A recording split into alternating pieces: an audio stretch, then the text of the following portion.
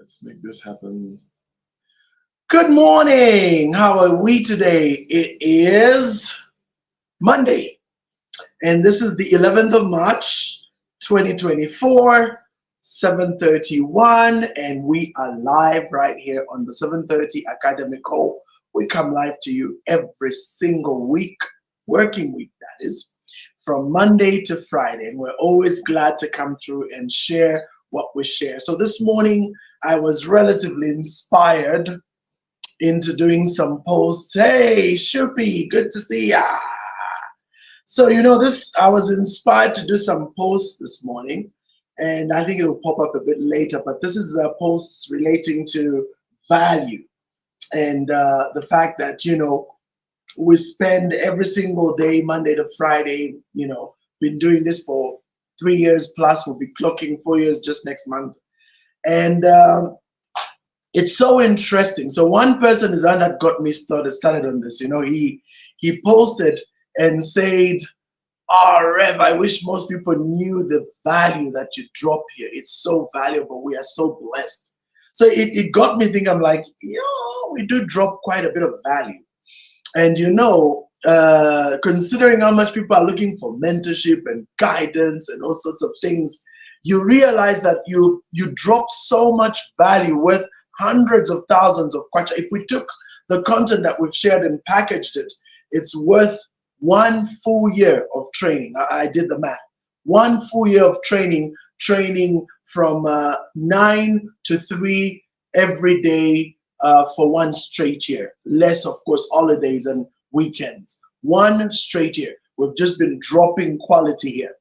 And it is so interesting because if you calculate and put that into figures, you're talking about hundreds of thousands of kwacha worth of content.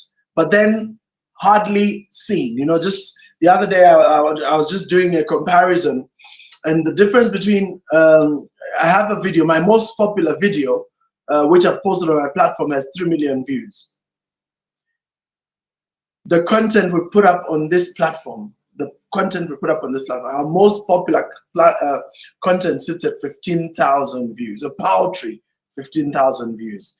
And there was a time I used to get so worked up about that, but I then learned a few truths which blew me away. Truth number 1, Jesus made a statement, and I'm still coming to talk about what we do every day. But Jesus made a statement and said, do not give value to dogs, and do not cast pearls to the swine, lest they trample it underfoot and devour you. So Jesus obviously sounded extremely offensive with that statement.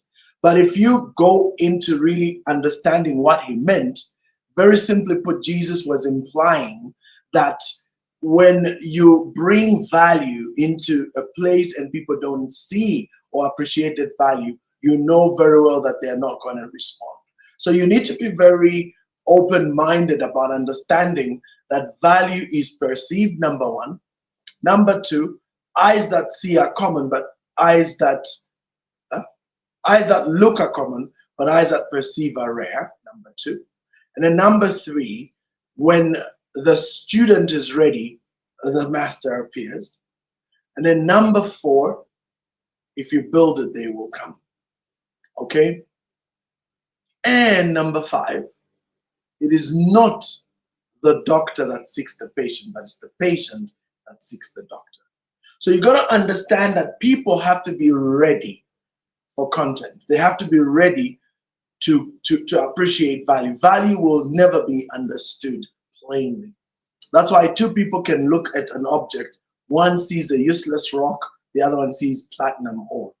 And platinum is very expensive. So that, my friends, is the difference between perception and reality. Perception is definitely subjective. Perception is always determined by the one looking, not the one who offers. And so based on those things, we've got to understand that the appreciation of value will always be determined by the audience, not ourselves. And the audience must be ready for it. But there's another reason I learned at a neuropsychological level, which blew me away. At a neuropsychological level, the brain has 3 parts. It's got what they call the prefrontal cortex, which is the thinking brain. That's the one that's right in front of us here. Then it's got what is called the limbic brain, also known as the subconscious mind, which is our emotional brain. And then we've also got what is called the lizard brain or the reptile brain, which is the most basic brain that deals with all the involuntary stuff in our body, like breathing, circulation, and all these things, digestion and heating and all that jazz. In terms of energy usage, you'll be amazed. The lizard brain uses the least amount of energy. In fact, if we took 100%, by the way, the brain consumes a lot of energy in the body, right? I was stunned to learn that of all the food that you eat, 20% of your energy goes to the brain. Just imagine, of all the food that you eat. So if you eat, for argument's sake, 100 units of energy, you are going to use 20% of that, meaning 20 units will go to the brain. Look at how small the brain is in comparison to the body. But the brain uses 20%. So it's an energy chowing organ, right? It chows a lot of energy. Now, what's interesting, of that 20%, 16%, hear me, 16%, 80% of your energy in the brain goes to your thinking brain. So it chows a lot of energy. And then 20% goes to your limbic brain, which is your emotional brain, and your lizard brain, which is your reptilian brain. And these two consume only 20% of that energy. And of that 20%, the lizard brain only uses about 10%. So it uses very little energy. It uses almost the same amount of energy the rest of the body uses. So it's very, very low in energy consumption. So because the brain is designed in such a way that it only consumes what is needed, because it only consumes what it's needed, it tries to preserve energy. So the brain doesn't like, or rather the body doesn't like to expend energy on the thinking brain. So it tries as much as possible to keep away from the thinking brain. That's why learning is so tiring. That's why learning is so difficult to do. That's why reading or any activities that involves the brain and thinking becomes very difficult to sustain over a long period, because it chows too much energy and the brain can't handle that. So what am I doing with all this rant about the brain?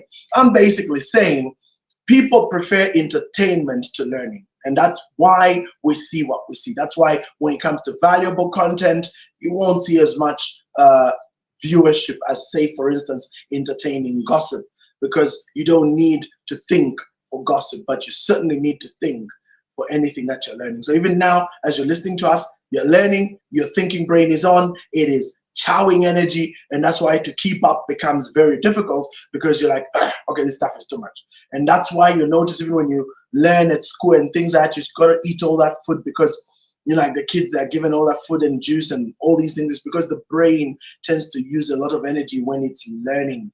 And so you find the energy usage is still literally the same as somebody exercising. Can you believe that? So anyway, so Mondays I come, yours truly, Unleashing Your Destiny.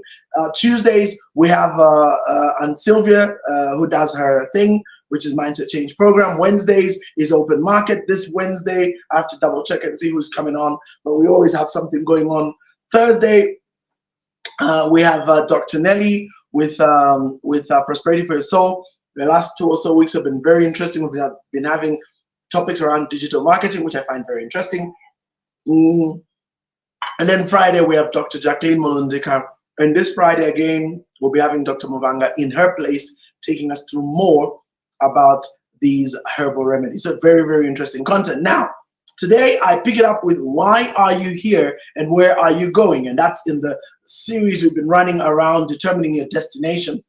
And this is all part of your so-called New Year, not resolution, but putting your plan together and just getting your act together.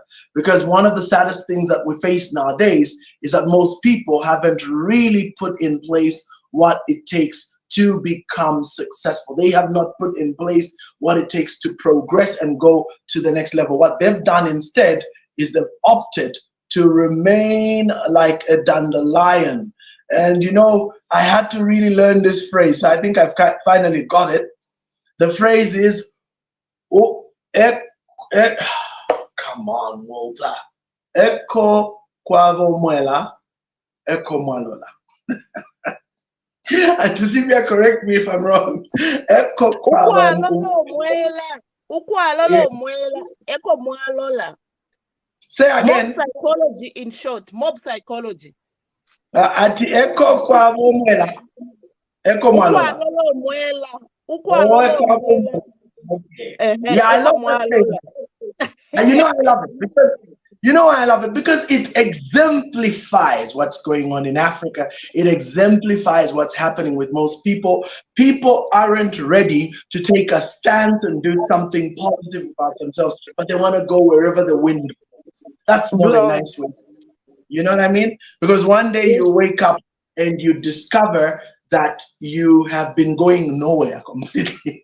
Like you've just been blown around by the wind, just going wherever, That's not how we live our lives, ladies and gentlemen. We need to do something. So here's the journey. I keep advertising this. Begin your journey now. What are you waiting for? Get it today. It's 50 kwacha, the strategic roadmap. That's what we're using for these lessons. So there you are. Determine your destination. Why are you here and where are you going? What is your life cause? Then, ladies and gentlemen, this is what I want to talk about. We're going to begin by speaking about your mission. But first and foremost, you need to understand that design is by purpose. So in Genesis 1, the Bible talks about the fact that there is a process that God had. He did not create anything by accident, but before he created anything, he first created the environment in which that thing would thrive. It's just amazing. And the understanding of design is the difference maker. Unless the purpose and design is considered, the expression is always going to fall short. I'll say that again. Unless the purpose and design is considered, the expression will always fall short. In other words, God always creates what you need to thrive before he creates you. And if you go to your Bible, you will see that seas came before fish showed up, land came before animals showed up, sun came before plants showed up. You see? So God doesn't just create you and then you're kind of stuck in an environment which is not conducive, but he always puts you. Not only does he lock purpose inside of you, but he puts you where he knows that you're going to thrive because he's going to create the environment for your success. That's how God works. And it's an amazing truth which I've come to really appreciate. So even any of you that follow this, you need to understand that God always creates what you need to thrive before he creates you. So there is a reason for your design. There's a reason for your gifts and your abilities. So what are the 5 ways to know by design who and what you are? Number 1, spontaneous discovery. What does that mean? That means you will discover spontaneously something that really gets you going. It's just amazing. Not only that, it's going to also put you at a place where learning of that thing happens almost without struggle. You see, there are subjects which, for example, I don't follow. Let me think of the subject I don't like really. I'm trying to think. Certainly they are there, but I don't focus on them, so it's getting a tough time to get it. But just know that there are certain fields I'm not really a fan of, and so because I'm not a fan of them, even when I am in that field, I'm not going to operate at optimum level because I don't take or derive any pleasure in what I'm doing. And so you know that you are definitely on your track of who you are when discovery is spontaneous, learning is spontaneous, and it comes easily, it flows out of you naturally. You don't have to struggle. This is something you do without any pressure, and you're not motivated by money but by passion. That's a really, really good sign. If what you're doing is about money, then it certainly isn't your calling, because when you do what you love to do, it is a project of passion. It is a labor of love. You don't struggle to do it. It's something that just happens, and that's what makes it so powerful. And there's an undeniable feeling of joy and happiness when you do what you do. So for example, all of us on this platform, we love to speak. It's part of our DNA. And so you will notice that we come here without compulsion. What does that mean? That means I don't have to be forced. I don't have to be pushed. I don't have to be reminded. I don't have to be coerced. I don't have to be manipulated. I do this with full joy. Why? Because this is what I am passionate about. So you find everyone, it doesn't matter what you pick. Some people, the challenge is they admire what certain people are, and they want that, the accolades that come with that admiration, maybe fame, maybe fortune, maybe power. But they don't realize that to get to that position, there is a price you pay. There is a life you must lead. There is a consistency you must bring to the table. And that's where many people miss it. So when they look at the process, they get freaked out. In short, they love the end, but they don't want the process. Okay, so we end up having with what I call a microwave generation who are looking for instant success. It doesn't happen like that, my friend. You must be willing to pay the price, and that price is paid with blood, sweat, and tears. And I tell you, for many people, they're not ready to pay those three. So you can admire a particular marriage, or you can admire a particular couple, or you can admire a particular individual and go, wow, but are you ready to pay the price? And for me, the answer is the only way you can pay the price is one, you were cold for that thing. If you're not cold, forget it, guys. You have to be cold for that thing. It has to be a part of who you are. Number two, it must be something that inexorably is linked to your purpose. So in other words, these things come easily. You find learning so easy. You are not motivated by money but passion, and you have this undeniable feeling of joy and happiness when you do it. That's how you know that you're truly in your calling. Because if that not be the case, my friend, you'll struggle. Now, a mission statement. So based on that, let's go now into a mission statement. So a mission statement is a broad statement of personal or business scope and its purpose for existing. It should be briefly stated that in such a way, it should be briefly stated in such a way that it can be easily understood. So, you know, a lot of people usually think about these mission statements and equate them to their businesses and to corporate entities. But I'm telling you, these things are also true of us as individuals. Each one of us needs to have a mission statement, you know, because if you don't have one, then really you are just shooting in the dark. And, you know, I have a mission statement, and I put it down nicely here in my book. I look at it all the time. I teach it all the time to myself, first and foremost, and then to others. When people ask me about what are you reading, I can explain, and I'll show you just now. I'll read it a little later. So every mission statement that has three components in it, and here are the three components. Number one, there must be a reason for existing. In other words, the purpose for which you were put on this earth. I love what Jesus said when Jesus was asked by Pilate, you know, do you not realize that if you do not answer me, I'm not able to help you? I have the power to condemn you, I have the power to release you. I'm paraphrasing. And Jesus said, it is for this very hour that the Son of Man was put on the earth. You know, that's just a profound statement. It makes my hair stand on end. Jesus said it is for this very hour that I came on earth. He knew precisely what his mission was. Everything he did around the period from the time he started his ministry 3 years earlier to that particular incident of Calvary, he knew precisely what he was here for. So everything he worked towards that. He was a man of one singular purpose, of course, very divine in nature, and a lot of divinity kicked in to kind of shape Jesus's destiny, if you like. But that's how these things work, ladies and gentlemen. When you are in your purpose, divinity kicks in. A lot of people have read this passage, but they don't understand it. It says, many are the plans of man, but it's the Lord's will that prevails. A lot of people think that relates to the fact that you can do what you want, but God will kind of intervene and block all these things and only make his will work. That's wrong. That statement is not an active statement. It's a passive statement. What does that mean? That means the very term saying that many are the plans of man, but it's the Lord's will that prevails means, let me define this. It means you can have many plans, but the one that's going to be most successful, most fulfilling, most impacting is the one that the Lord purposed for you. You get it? When God created you, he put purpose in you. So he is the one who knows what's best for you.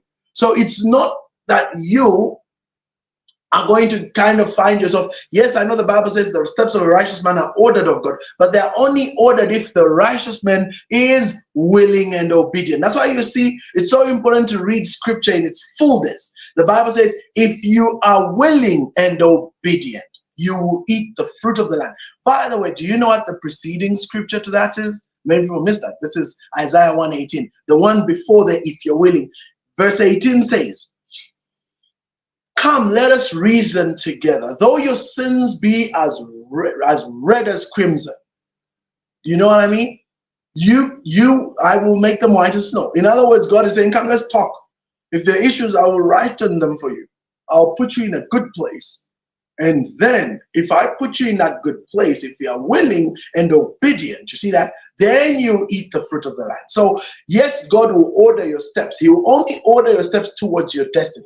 But there are many people who are stubborn. There are many people who can choose to reject this ordering of steps by God. And remember, God will only order your steps if you are willing and obedient. And that's why Joshua was told, he was told, this book of the law shall not depart from you, but you shall meditate on it day and night and see to do everything written in it. And then you will be successful and have good success. You will prosper and have good success. So you see, there is an order there. And the order is that you must choose to yield. So coming back to purpose. So reason for existing. We all have a reason for existing. God put us on this earth with a purpose. We were created with a purpose. That's why we have the gifts that we have. That's why we have the abilities that we have. You're not going to find these things on anyone else. We carry those. And so when we understand those, then for sure we will begin to see the Lord work through us. So the reason for existing is your purpose. Then whom you are called to serve is your service. So all of us are put on earth to be of service. All of us. And so if we don't understand that, then it means anything will become service and we will struggle. Why? Because it's not natural. And number three, how we will serve is what is called work. And I've gone to length explaining the difference between work and jobs. We'll get into that. So let's look at something else. So purpose, why do you exist? So why do you exist? That's exactly the point I just came from explaining. And then service, who you are called to serve. The greatest reason for existing is to be of service. That therefore means nothing in the world exists solely for itself. True. That's why selfishness doesn't work. Because we were not called to be selfish. We were called to be selfless. And it's amazing. When you look at nature, everything is selfless in nature. Okay? Everything finds true purpose and expresses itself through service. Trees produce fruit that they don't eat. Rivers have water they don't drink. And the ground has nutrients it does not use. Did you realize what makes the ground nutritious is when it's full of nutrients which the ground won't use. The ground will have the nutrients for the plants and seeds that will be planted on it. When those seeds are planted, they now begin to eat of the ground. Then by doing so, they then release fruit, which is then eaten by animals and human beings. And then those animals, when they eat that, they will utilize whatever the nutrients are to stay alive, and then they'll defecate. And when they defecate, what happens? That the defecation will go right back into nature, somewhere down the line. And when a human being or an animal dies, it's not like they go to waste. The ground will absorb them back, take back all the nutrients, which will then be used by animals and plants again. And it's called an ecosystem. It goes round and round and round. Self-sustaining. It's absolutely amazing how God created this interdependability between animals, man, plants, all these things in the ecosystem. So it's something that you have to understand, that you and I are part of an ecosystem, and we must serve in order to thrive. I'll say that again. We must serve in order to thrive. So in the same manner and way, you have gifts, you have talents, you have abilities, and you have skills that are not for you, but the benefit of your locality. And guess what you're doing? You're filling a gap in that locality. And unless you understand that bit, you will struggle. Now, what then do you think is your service, and to whom is that service to be rendered? So you will see now that your mission now covers this entire spectrum of things. And it's really amazing when we factor that in. So when we come now to your mission statement, so for example, myself, my mission statement is right there: to develop leaders and empower citizens to realize and fulfill their highest earning potential by providing the most effective life skills and strategies in Zambia first and Africa thereafter. I revised that. So I no longer add that last bit. I simply say to develop leaders and empower citizens to realize their utmost potential by providing the most effective life skills and thought transformation leadership services. That's it. So it was revised.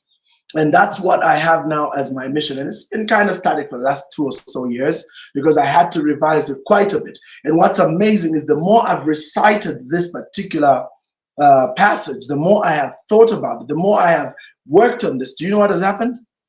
It has literally brought people and things to make it happen. Many times I ask myself, is it our thoughts that draw these things to us? Or is it the fact that we're now cognitively aware of those gifts that these things now all of a sudden open up? I've always felt that probably it's because we're now recognizing and aware. Let me give you a very good example. The power of cognition or recognition.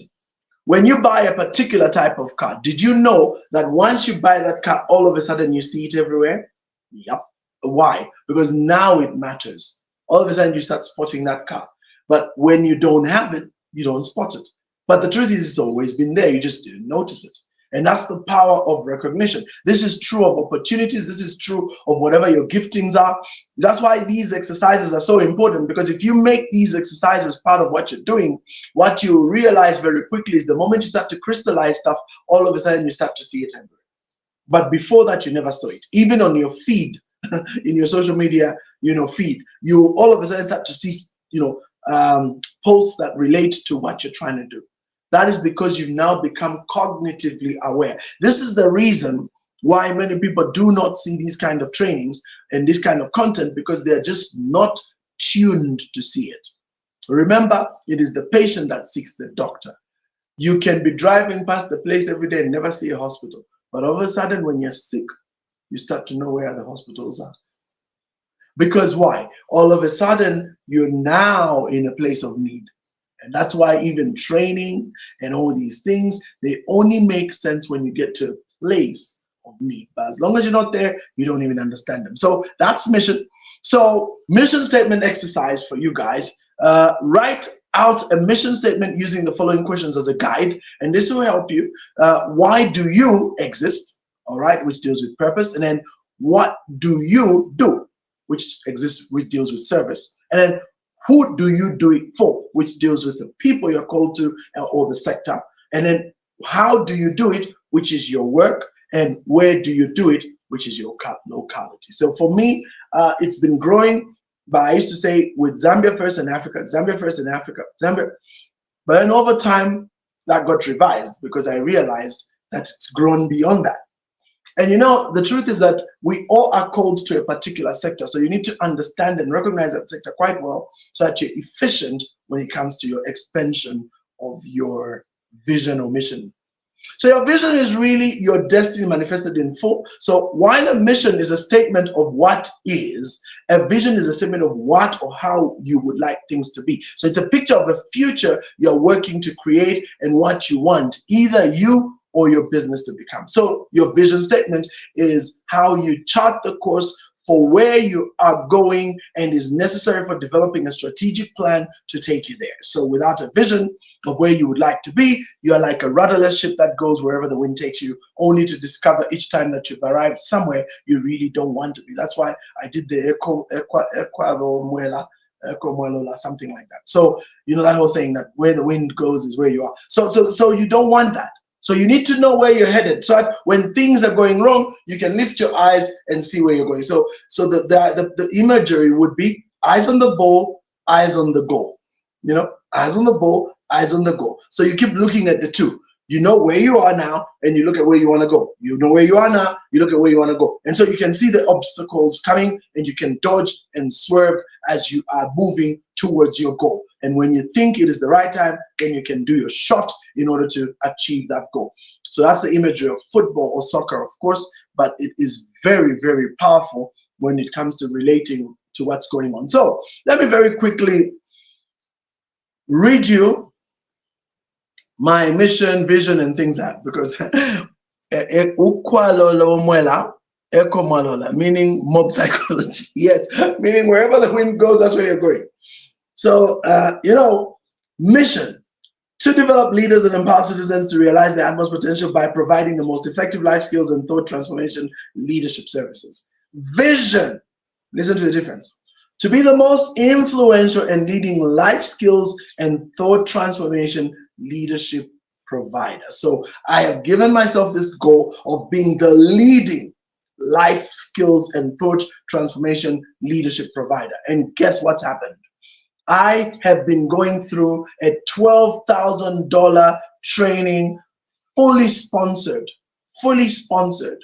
This is training which is given to CEOs and CFOs of Fortune 500 companies. I now have that certification. It is so powerful. I can't even begin to explain how powerful it is. Here's a clue. Companies pay between $5,000 to $10,000 for the training I now know per day, or per course, no, per course, per day. The course is 2 days. Over 2 days or 3 days of training, top executives, they pay between $5,000 to $10,000. These are Fortune 500 companies. The gentleman that is training me and taking me through this training, he flies. He's always flying back and forth all over Africa to go conduct this training to Fortune 500 companies. And guess who he trains? He trains companies like SGS, Kalumbila Mine, and all these very high-level companies. In those meetings, I don't mean to make this sound inferior in any way, but in those meetings, you have typical white boer types. These are top-level management. And the gentleman who does this training is a black Muntu like me. And I'll be very honest with you. In a lot of instances, they don't really think people like ourselves carry this kind of value, because they just don't think we have it. But you know what's shocking? When they listen to people like him, they go, oh my God, this guy. And that's the training this guy has been giving. We've been going through this for 3 months now. 3 months we've been going through training. Two hours twice a week. It's really loaded stuff. I've got the content. It's insane. When he told me we're going to have to go through this training, it's quite intense. It is intense, and it's so powerful. And I know that and you know how that man came to me? He just showed up. That's what I keep telling you guys. It's not, these statements are not just stuff I'm making up. This is real life. The man literally just showed up. And how did he show up? He just got in touch in my inbox and said, I need Rev Walter. I want you to be part of what I'm doing. You need to come on board. I've followed what you do. I think you have what it takes, because this stuff that I want to take you through is very, very, rich. It's very, very detailed, and it's not something that can be done easily. So we need you to have an understanding, in a true sense of the word, of what's going on. So that was really amazing. And for me, that was the beginning of what we're doing now. It really put all that we're doing into perspective. And that's why I mentioned to you and say that even for those of you that follow this, you need to make a decision as an individual whether you want to move to the next level or not. But it starts with you recognizing and understanding what it is that you carry and what you're willing to pay for it. So you got to be awakened. And that's where I am right now. So my question to all of you now is, how ready are you to go to the next level? Or do you want to remain where you are? But remember, purpose is what will demonstrate it all. So here's my bio. Okay, this is again a bio that came about as a result of really tweaking and trying to understand what I do. So my DNA is communication. You've got to find what your DNA is. What is that one common thread that runs across everything you do? What is it that you're so natural at? Because everyone has something they're natural at. Find that thing. That's why we have this booklet here. That's the job. Okay. So mine says, I'm chiefly a thought transformation leader, networker, digital and traditional marketer, published author, copywriter, columnist, blogger, life, neuro-linguistic and cognitive enhancement coach, neuropsychology and neuro leadership coach as well, and then radio and television and personality, social influencer, and TED speaker. By the way, the TED speaker, we're told you can do that when you become a TED speaker. So you have to understand, ladies and gentlemen, that this is how you need to enhance yourself to the next level. It's not going to happen by accident. It is something that you have to be deliberate about, you have to be specific about, and you must be willing to spend good money for it.